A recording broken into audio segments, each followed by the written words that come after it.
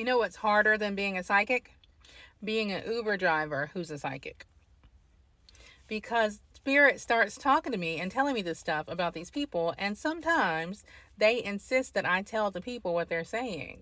Like the other day, this lady gets in my car with her dog. The dog is old and not doing well, right? She tells me they're on their way to the vet because she thinks she's going to have to put the dog down. So I start hearing the noise, and I'm like, oh my God, here we go. So I say to her, is there somebody on the other side who is waiting for this dog, perhaps? And she says, yes, yes, my husband. My husband passed away a few months ago, and he had a really bad battle with cancer, but it was very quick. And he was so close to the dog. She goes, I miss him so much, but I know that my dog misses him too. And she's 14 years old, so, it's her time.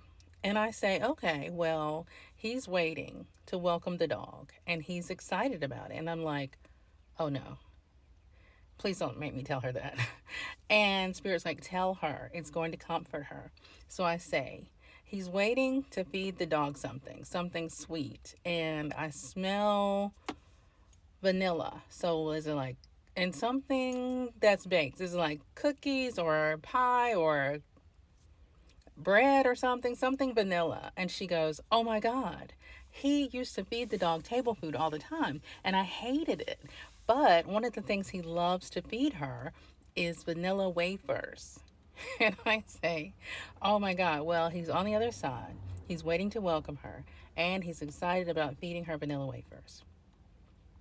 So that ended up being very comforting to the lady. But I'm like, oh my God. So then a few days ago, this lady gets in my car and she's like telling me all of these decisions that she's made lately that have been very, very bad and have not worked out for her.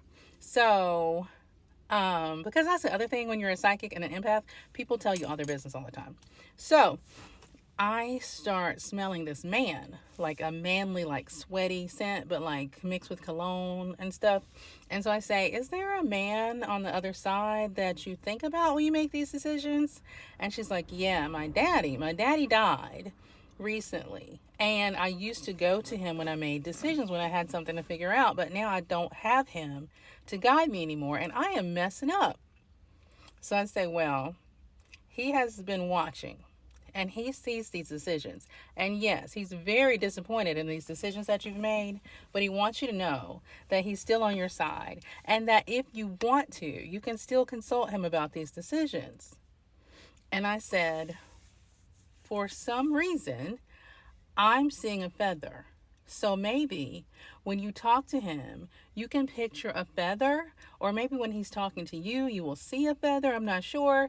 And she goes, oh my God, he used to love to dress up. And every time he dressed up, he would put this feather in his hat. And I was like, oh my God, well, that's it. So she was so excited.